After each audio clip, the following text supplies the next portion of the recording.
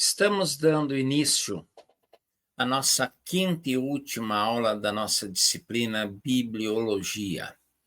Disciplina muito importante que está nos mostrando a Bíblia como um livro, o aspecto não espiritual, não eh, da bibliologia, que fala de inspiração, de revelação, enfim, dessa área mais espiritual. Nós estamos analisando aqui, introdução bíblica, o aspecto livro, a formação, material usado, idiomas, enfim, a formação do cânon. Então, tudo isso é aquilo que nós estudamos nessa disciplina. Na aula de hoje, nós vamos continuar falando sobre o processo de canonização, o cânon sagrado, a origem, o processo, desenvolvimento do cânon sagrado. Etimologicamente, cânon é cana, é junco, e eu já citei numa aula passada que era aquela régua reta de medir os objetos, aquela régua de pedreiro. Cânon, aplicado às escrituras, com o sentido de uma coleção de livros oficialmente aceitos pela Igreja. Quando um livro é canônico, afirma-se que ele passou por uma série de testes, por um processo, ele foi analisado criteriosamente, a fim de que se certificasse de que se trata de um livro inspirado, portador de plena autoridade divina. O processo de canonização passa pelo seguinte: em primeiro lugar, autoridade. O que se procurou para determinar a autenticidade foram expressões ou fatos que indicassem a plena autoridade divina. Os profetas começam os seus livros com palavra do Senhor, visão dada por Deus. Veio a mim a palavra do Senhor. Essas expressões mostram autoridade. É diferente, por exemplo, do livro de Macabeus, segundo livro de Macabeus, que o autor termina da seguinte forma: tendo desde então Nicanor ficado de posse da cidade, também eu porei aqui fim à minha narrativa. Se está bem e como convém a história, dou-me por satisfeito. Se, portanto, entretanto, é medíocre e vulgar, não pude fazer melhor. Ora, gente, como aceitar como sendo palavra de Deus um livro que o seu próprio autor diz que pode ter sido medíocre, vulgar e que é fruto do seu esforço? Então, esse livro não tem autoridade. E sem autoridade não pode ser canônico. Segundo lugar, a autoridade profética. Os profetas, eles gozavam de pleno respeito por parte da nação israelita. Tanto que o Messias, além de rei, e sacerdote, ele também era profeta. O tríplice ministério de Cristo, rei, sacerdote e profeta.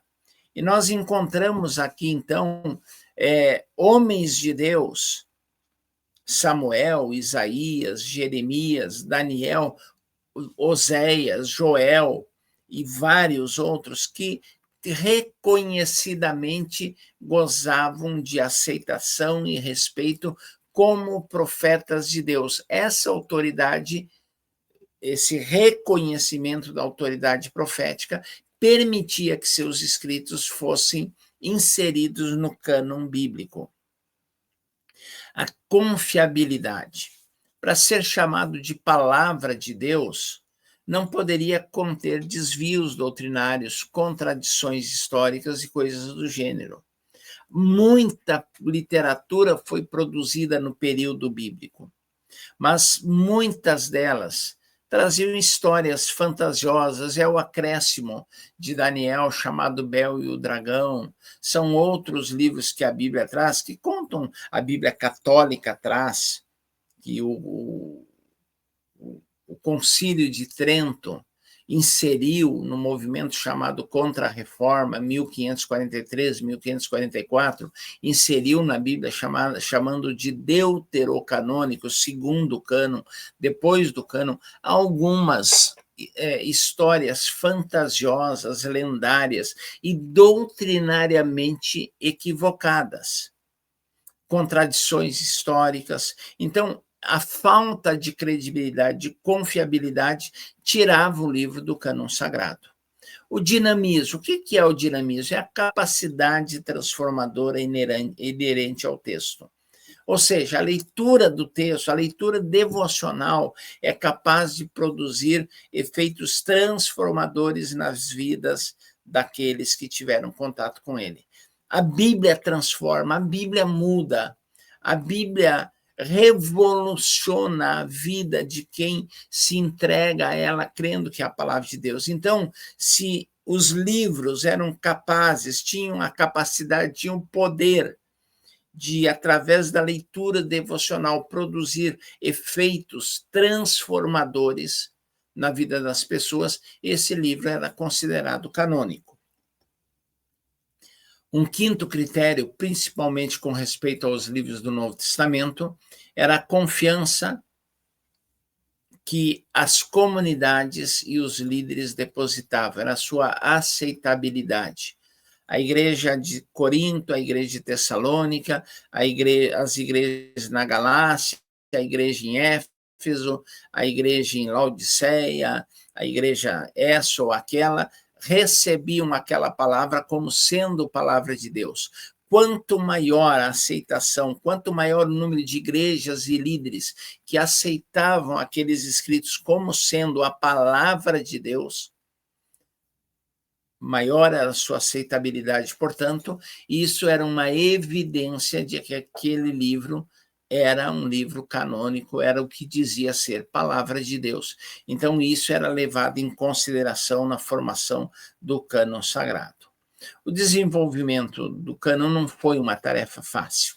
Muitos livros, muita literatura produzida, como eu já falei, textos que eram postos em dúvida, pressões internas, pressões externas, discussões, debates, aceitação por uns, rejeição por outros. Então, foi um processo difícil de se chegar à conclusão. A confiança na veracidade repousa em dois princípios básicos: o espiritual, credo no Espírito Santo, a crença de que o Espírito Santo havia dirigido os autores, e o agir do Espírito Santo na vida dos seus leitores. E o segundo critério, o princípio básico, era o histórico, utilização e comprovação de informações da ciência, da história, da arqueologia, da geografia, das ciências médicas e da sua época. Então, quando ele preenchia o aspecto espiritual e histórico, também ele era de mais fácil aceitação. O desenvolvimento do cânon do Antigo Testamento foi um processo muito demorado.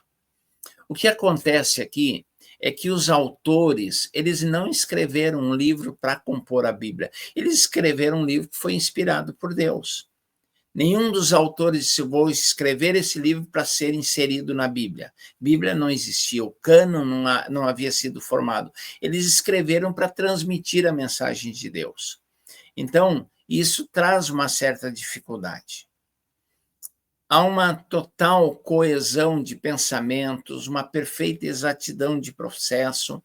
Quando você lê a Bíblia de Gênesis a Apocalipse, parece que é um só autor, que foi escrita na mesma época. Você percebe que há uma só mente. Por isso, essa coesão perfeita, essa exatidão plena, essa harmonia. As Escrituras sagradas do Antigo Testamento apresentavam duas divisões que foram aceitas no cânon do primeiro século, que era leis e profetas, e no século V, então, houve a inserção de mais uma divisão ali, que se tornou, então, uma tríplice divisão: lei, profecias e escritos. Cumpre-nos dizer que Jesus e os apóstolos usavam o Antigo Testamento como nós o temos e o chamavam de Escrituras Sagradas, de Palavra de Deus. Jesus, os apóstolos todos, principalmente Paulo, quando ele se refere às Escrituras, à Palavra de Deus, ele está se referindo ao nosso Antigo Testamento, com leis, profetas, profecias e escritos. Nós temos o Pentateuco, os históricos, as profecias e a literatura poética, mas que corresponde a essa tríplice divisão antiga que tínhamos. Uma outra característica é que a canonização se dava também por causa da continuidade profética. Afirmava-se que os profetas mais novos, mais recentes, eles utilizavam-se dos textos proféticos já existentes, portanto, mais antigos, incorporando-os aos seus escritos em forma de citação e transmitindo a mensagem de Deus numa sequência harmônica. Eles pegavam textos, passagens dos profetas mais antigos e traziam para o seu contexto, chamando-as de palavra de Deus. Isso era muito importante para a aceitação e para a formação do cânon. Já o desenvolvimento canônico do Novo Testamento, ele tem um processo um pouquinho diferente com relação ao Antigo Testamento. Uma coisa que nós temos que levar em consideração aqui, quando se definiu, nós vamos ver a data, o local, mas 397, quando se definiu quais eram os livros canônicos, verdadeiramente canônicos, dignos de estarem na Bíblia, não houve mais nenhuma dúvida, nenhuma discussão sobre o assunto. Mais de, ou quase 2000 anos de história, e a Igreja continua crendo que esses 27 livros são a palavra de Deus.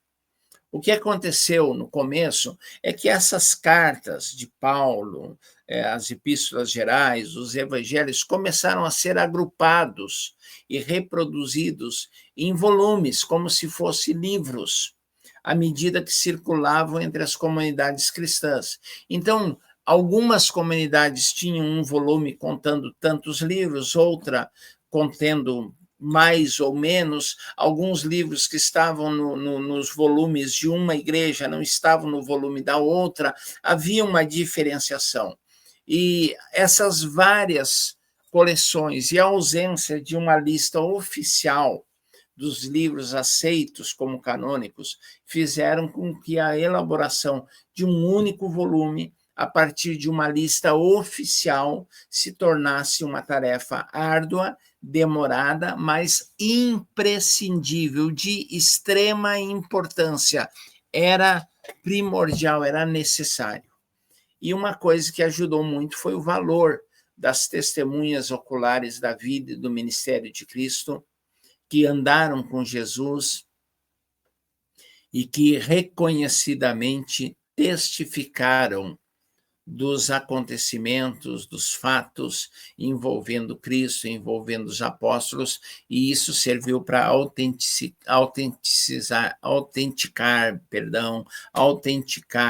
para dar autenticidade aos livros que hoje nós temos no Novo Testamento.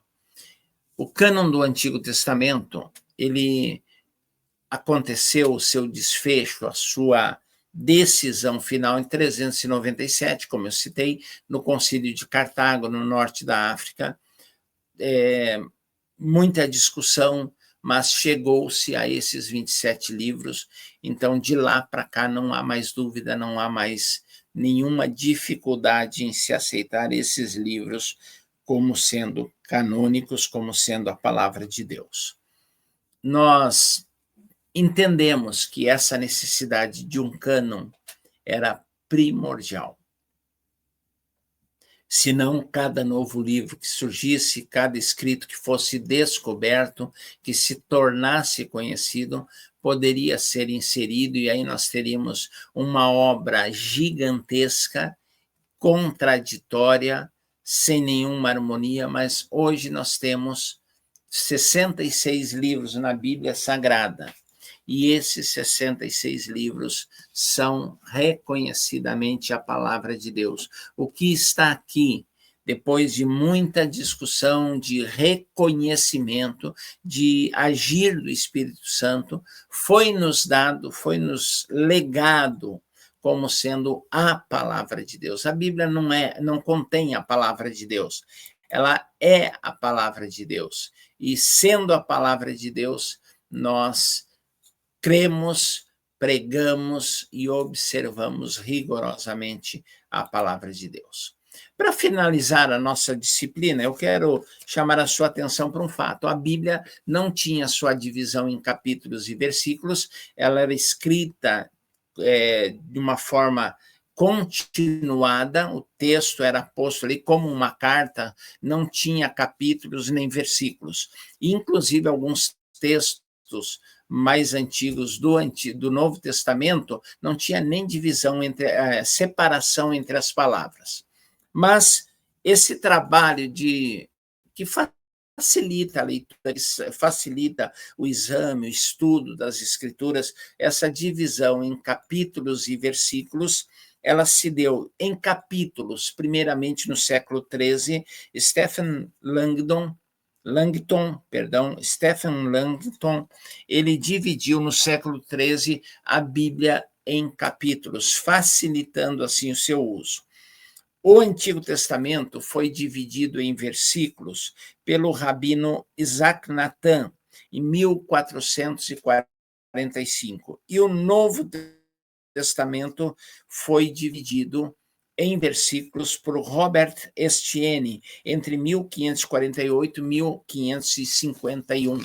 Com isso, facilita muito o estudo, a própria leitura da Bíblia.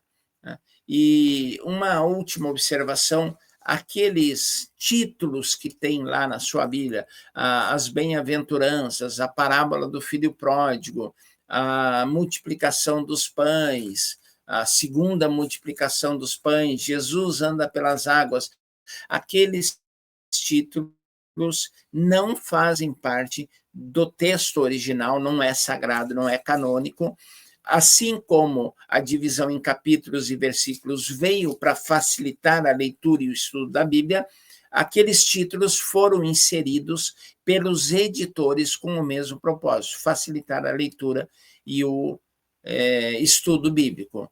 Tanto que de uma edição para outra, de uma editora para outra, os títulos podem ter alguma diferença.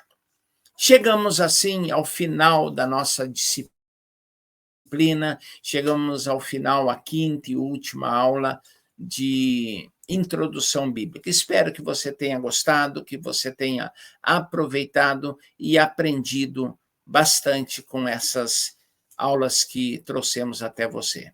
Muito obrigado pela sua atenção, pelo seu carinho e espere mais coisas que virão mais por aí ainda.